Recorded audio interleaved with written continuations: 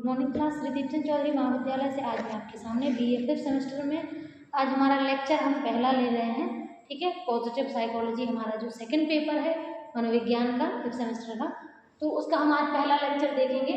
तो चूंकि आज हम पॉजिटिव साइकोलॉजी को ही समझेंगे कि पॉजिटिव साइकोलॉजी में क्या क्या की पॉइंट्स हैं, है ना, उसके पॉजिटिव साइकोलॉजी के आने का उद्देश्य क्या है और उसका महत्व क्या है। ठीक है, तो देखिए अगर हम बात करें कि जो पॉजिटिव साइकोलॉजी है और इसको हम एक न्यू फील्ड के रूप में कह सकते हैं।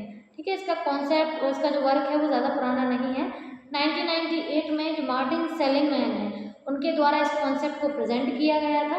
वैसे इसके पहले वर्क तो लोगों ने किया है लेकिन उतने अच्छे से इस वर्क को सराहा नहीं गया था। जैसे कि आपका क्या बोलते हैं, विक्टर फ्रैंकल ने एक थेरेपी दी थी, वो भी बहुत अच्छी थी जो पॉजिटिव साइकोलॉजी को ही डिनोट करती है, लेकिन वो उसका एक सही जो रूप है उसको नहीं मिला था। तो 1998 में जो मार्टिन सेलिगमैन है उन्होंने पॉजिटिव साइकोलॉजी को एक नई फील्ड के रूप में बनाया। ठीक है, और कुछ थ्योरीज प्रेजेंट की, कई सारे लोगों ने भी बाद में कुछ थ्योरीज दी हैं। तो अगर हम बात करें पॉजिटिव साइकोलॉजी के की पॉइंट्स क्या हैं, मतलब पॉजिटिव साइकोलॉजी में किन किन चीज़ों को लेकर के ही बात की जाती है, किन किन चीज़ों को स्ट्रॉन्ग करना है। तो फर्स्ट पॉइंट हमारा है ताकतों पर ध्यान देना। यानी कि देखिए आप जानते हैं कि आजकल तो वैसे भी लोग इतने ज़्यादा मतलब नॉर्मल लाइफ में ही छोटी छोटी चीज़ों से इतनी जल्दी परेशान हो जाते हैं कि उनको बड़ा मोटिवेशन देने की ज़रूरत रहती है, उनको समझाने की ज़रूरत रहती है कि भैया पॉजिटिव रहो। तो आप समझ लो कि इस फील्ड की कितनी नीड आगे होने वाली है जब अभी शुरुआत में ही इतनी है। तो पॉजिटिव साइकोलॉजी जो है वो लोगों की ताकतों पर ध्यान देती है। आप जानते हैं जब हम जैसे हमारा जो ओरिएंटेशन होता है, जो भी हमारा ध्यान होता है, हम जिस तरफ देते हैं तो हमारा ध्यान जिस तरफ होता है उसी साइड हम एक तरीके से अपने आप को फोकस करते हैं, है ना। अगर आप सोच के देखिए, जैसे अगर आप किसी खराब चीज़ के बारे में सोचना शुरू कर दें तो आपका मूड खराब होने लगता है। अगर आप किसी अच्छी चीज़ के बारे में सोचना शुरू कर दें, जैसे किसी अच्छे पर्सन के बारे में, उसकी अच्छाइयों के बारे में, तो आपका जो मूड है वो ऑटोमेटिक अच्छा हो जाता है। तो ये सोच से बहुत इम्पैक्ट होता है। इसीलिए इन्होंने कहा है कि हम कोई भी व्यक्ति होगा उसकी कमियों की बात नहीं करेंगे, हम उसकी स्ट्रेंथ की बात करेंगे, उसकी ताकत की बात करेंगे, है ना। तो अगर हम उसकी स्ट्रेंथ पर फोकस कर रहे हैं तो वो पर्सन और स्ट्रेंथफुल होगा, है ना, उसकी ताकत और बढ़ेगी, कम नहीं होगी। ठीक है, तो वो चीज़ें हैं। अगला है कल्याण और सुख समृद्धि। तो पर्सन का जो हैप्पीनेस है, हैप्पीनेस में एक तरीके से आपका क्या बोलते हैं, वेलबींग, है ना। एक पर्सन जो है वो कितना अच्छे से जीवन जी रहा है और कितने अच्छे से जी सकता है, उसकी वेलबींग में क्या क्या चीज़ें कमी के रूप में हैं जिनको हमें ख़त्म करनी है, तो उन चीज़ों पर बात करते हैं। नेक्स्ट हमारा पॉइंट है खुशी और जीवन संतोष। ठीक है, तो अगर हम बात करें हैप्पीनेस की यहाँ से, तो हैप्पीनेस आप जानते हो कि खुश हमें ही रहना होता है, हम पे ही डिपेंड करता है। लेकिन अगर कभी हमें नहीं समझ आ रहा कि हम किस तरीके से खुद को खुश रखें तो वो हैप्पीनेस से रिलेटेड हमें फिर वर्क करना पड़ेगा। ठीक है, लास्ट हमारा पॉइंट है व्यक्तिगत विकास, यानी कि हमें पर्सनल ग्रोथ पर ध्यान देना होता है। जब ये सारे पॉइंट पर हम ध्यान देते हैं तो ऑटोमेटिक पर्सन जो है उसके अंदर एक पॉजिटिव क्वालिटी देखने को मिल जाती है। ठीक है, अब हम बात करेंगे इसके महत्व की, यानी कि पॉजिटिव जो साइकोलॉजी आया है वो क्यों आया, उसका महत्व क्या है वो हम समझेंगे। ठीक है, तो अगर हम महत्व की बात करें तो पहला पॉइंट हमारा है रिश्तों में सुधार। ठीक है, तो जो पॉजिटिव साइकोलॉजी है उसके आने का महत्व क्या है, तो सबसे पहले तो जो लोगों के आपस में, जो आसपास के लोगों के साथ जो उसके रिश्ते हैं उनको सुधार करके, ताकि लोगों की जो एक तरीके से जो सेटिस्फैक्ट्री लाइफ है, जो सेटिस्फैक्शन उसकी लाइफ में है वो उसको बनाए रखें। ठीक है, नेक्स्ट होता है मानसिक स्वास्थ्य को मजबूत करना। तो आप तो जानते हैं फिजिकल हेल्थ से बहुत कई ज़्यादा इम्पोर्टेंट होता है मेंटल हेल्थ।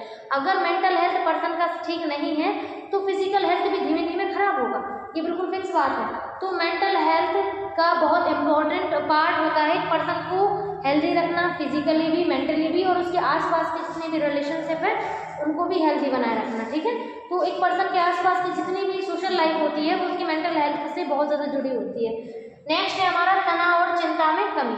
ठीक है, तो अगर पॉजिटिव साइकोलॉजी पर्सन अपनी लाइफ में उनका यूज़ करना शुरू कर दे तो कहीं ना कहीं उनकी लाइफ से जो तनाव और चिंता है, एंग्जाइटी, स्ट्रेस वगैरह, वो कम हो सकता है। ठीक है, अगला पॉइंट है उत्पादन और सफलता, उत्पादकता और सफलता। आप तो जानते हैं कि जब हम खुश रहते हैं, हम मोटिवेटेड रहते हैं, पॉजिटिव रहते हैं, तो हम जो भी काम करते हैं वो काम बहुत अच्छा भी होता है और उसकी क्वांटिटी और क्वालिटी दोनों बहुत ज़्यादा ग्रोथ करती है। ठीक है, तो उत्पादकता तभी बढ़ेगी जब आप मेंटली हेल्दी होंगे, सुखी होंगे, पॉजिटिव होंगे।